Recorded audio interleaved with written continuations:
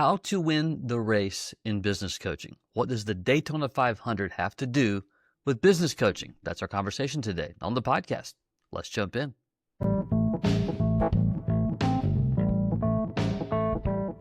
BJ O'Neill here with the Business Coaching Success Podcast. So glad you're here, where I share with you strategies, tools, and tips to be able to grow your business coaching practice to six figures and beyond as a Christian business coach. Let's jump in. Welcome. So glad that you are here on this episode of the podcast. Pretty interesting one, at least it is to me. Yesterday, as the recording of this podcast, was the Daytona 500.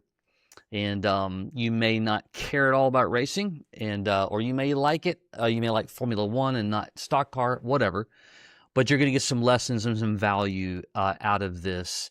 And because there were some conversations there with the announcers, some things came up and made really good sense to me regarding, building a profitable business coaching practice. And that's what we're going to dive into today.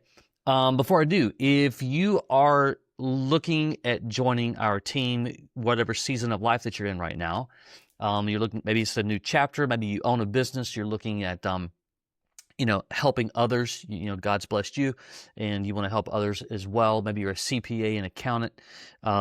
Perhaps you've been in, sales, corporate work, VP, whatever. And you're looking at a new season of life, you're checking out our resources and tools, and you're just trying to figure out how it all works, you can go to businesscoachmastery.com. That's businesscoachmastery.com.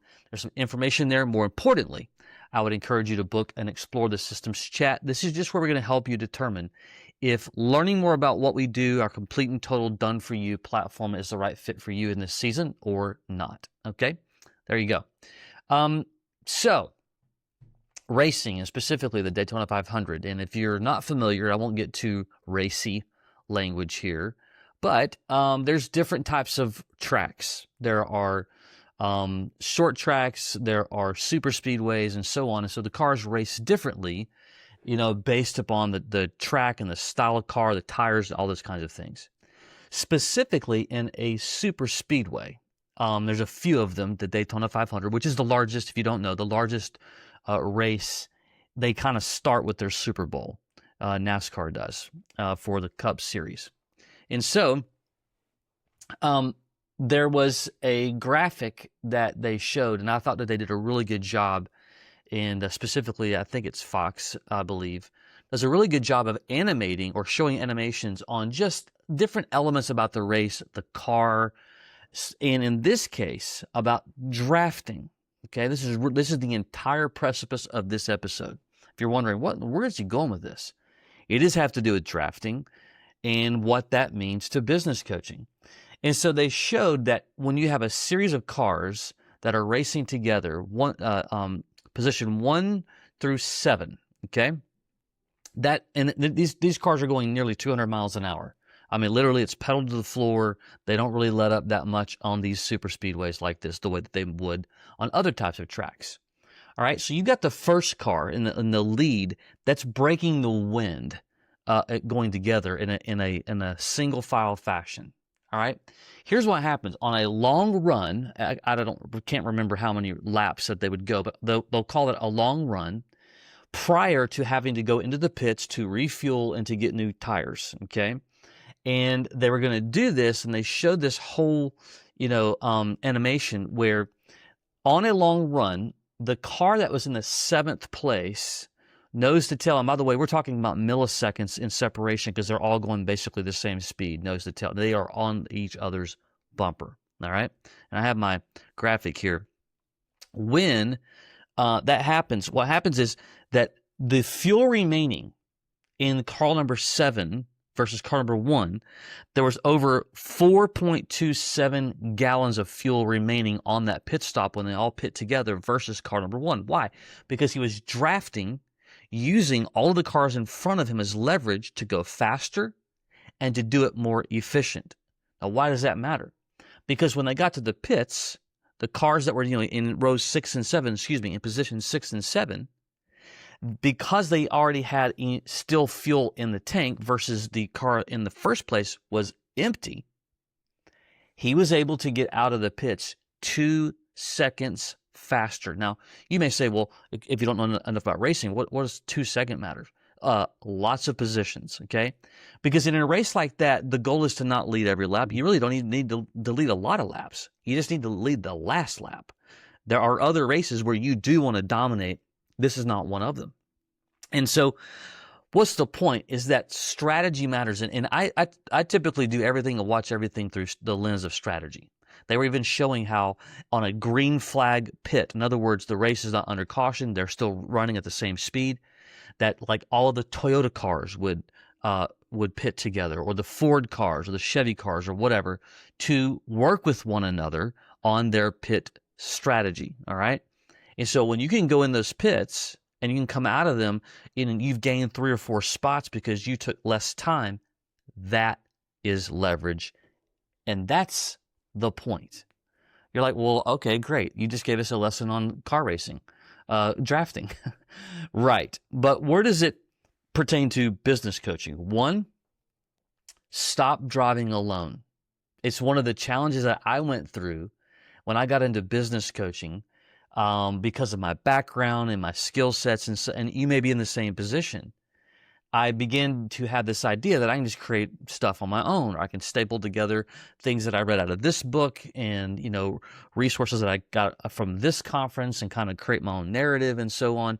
And that's what happens. A lot of people in the very beginning, we try to build things by ourselves, our own curriculum, our own software stack. I can recall at one season utilizing a service that you can build your own dashboards. And I was going to create, these tool decks and dashboards for myself and for others, business owners and stuff.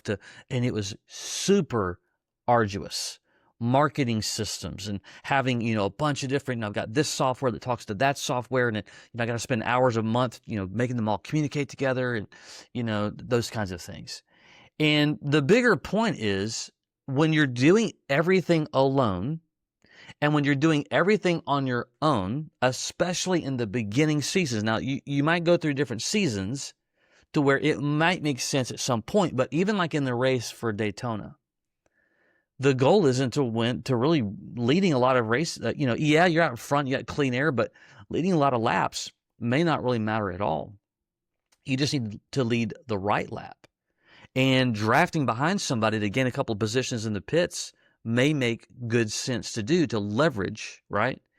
And so when we're building everything on our own from scratch and stabling together, it can be arduous, and that's the lead car, and you're breaking wind for everybody else. I mean, in other words, you are using the most fuel.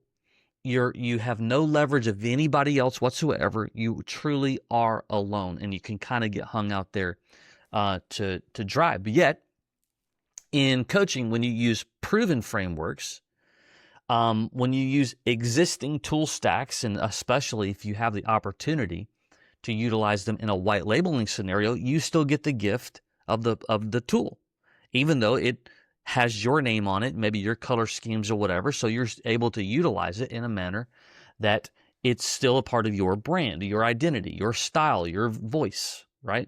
That's conserving fuel. And I can't stress enough that when you begin to build a mindset around how am I going to improve efficiency, how am I going to conserve fuel, how am I going to build what it is I want to build without having to create drag and constantly, go against the wind and utilize the most fuel and the most energy that I have possible.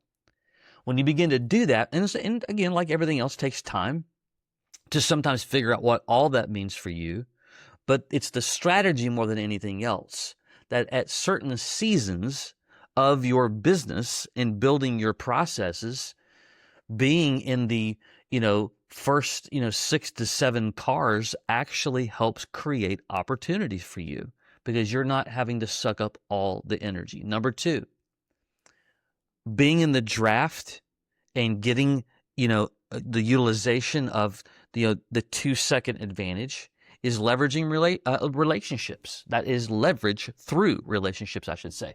This is drafting in business, if you will. All right, so let's go back to it, where if you're saying, hey, I'm going to do this coaching thing, regardless of your background of owning a business or running businesses or, whatever the case may be, doesn't matter. And you don't leverage other relationships and you're starting everything from cold, this again, in the relationship part of this, you're going to use every single ounce of energy that you have. And it will drain you and potentially put you in a spot of burnout.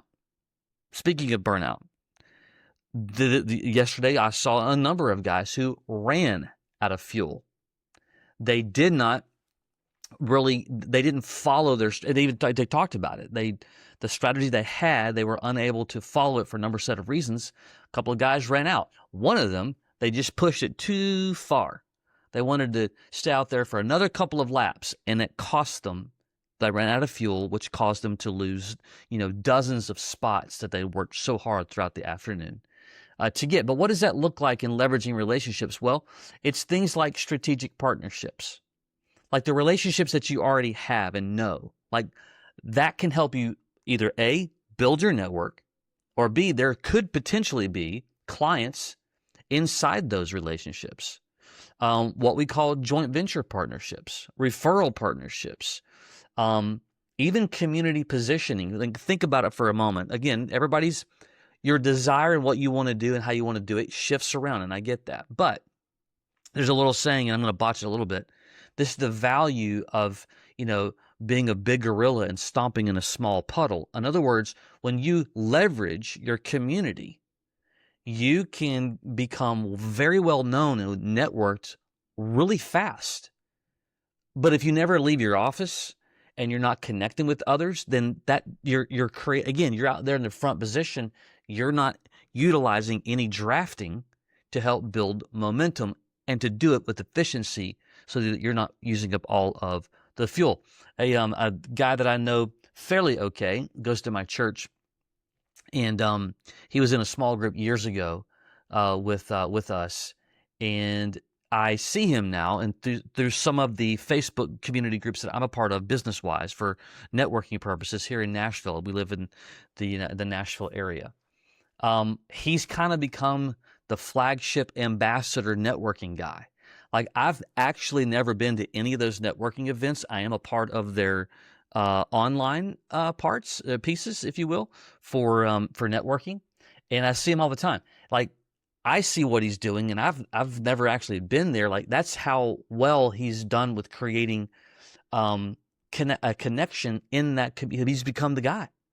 Like he's leveraged this specific connecting networking group in Nashville to build awareness. That's drafting.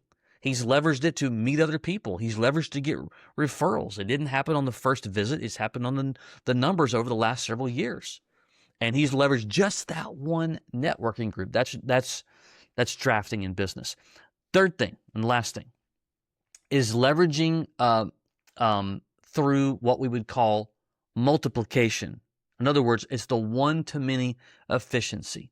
So if we stay in our office and we make one phone call after the other, one phone call after the other, one conversation after the other, one client after the other, then again, we're in that front car of that lead pack, and that one-to-one always just creates. Now, look, let me be very clear. This is the part that there's no one right way to develop a business coaching practice. Lots of ways to do it. Okay. No doubt that it all really depends upon what you want to accomplish. So if somebody's wanting to earn, $400,000 a year, their strategy of what I'm saying right now is going to be different for the person who only needs to earn $100,000 a year. Okay. So there are differences here, meaning we've got guys in our community, in our business coaching community, the season of life that they're in, they really only needed 2 clients. Okay. That's not the norm, but that is their story. They charge over $3,000 per month. Where they are in life, they don't need a lot of income. They've sold a couple of businesses, but they're young enough that they want to stay active, but they don't need to burn both ends of the candles. They've done that part. So there's that, right? And so if you're listening and that's you're like, well, I don't need to do a whole, that's correct. You're exactly right. But the majority, they are going to leverage things to get multiplication going. What does that look like? Well, it might be building your email list. And that's something that I do, where I send out an email just about every day. I'm not saying that you have to do it that way. I'm saying that I'm leveraging multiplication because I'm talking to a lot of people through one channel, that being email, right? Leveraging, as we mentioned a moment ago, a networking group. Workshops. You may decide that I'm going to leverage multiplication because I'm going to get 10 people in the room twice a month. Well, you're leveraging that group style by getting in front of multiple people at the exact same time, right? And so here's the bigger point. I could go on and on and on and on and on. The bigger point is drafting in business. Don't use all of your fuel in one spot and at one time. Don't think that you've got to do this in such a way that you can't leverage relationships, you can't leverage tools, that you can't leverage resources. The deeper point is have a heart and an attitude and a desire for being efficient. So every single thing that you do, you need to begin to ask the question, what am I doing that's breaking the wind here? In other words, the efficiency. What would I do to change it? And again, metaphor here, to be that seventh car where I've got 4 gallons of fuel left and I'm going to gain 2 seconds when I take a break to reset. Like, in other words, where's the leverage point? How can I leverage the relationship? How can I leverage time? How can I leverage finances? How can I leverage resources?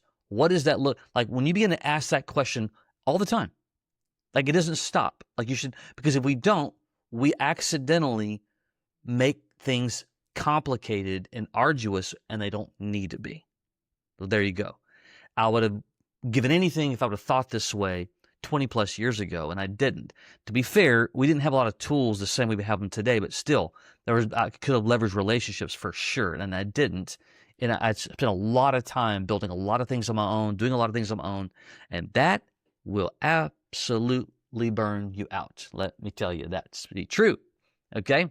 So there you go. I hope you received some value today. And depending upon where you are, you might be on our team and you've got 2 or 3 clients, you have 10 clients, you just started, or you're thinking about it. Wherever you are, leverage matters. Draft matters. Efficiency matters in building sustainability in your business coaching practice. Okay? Until next time, take care.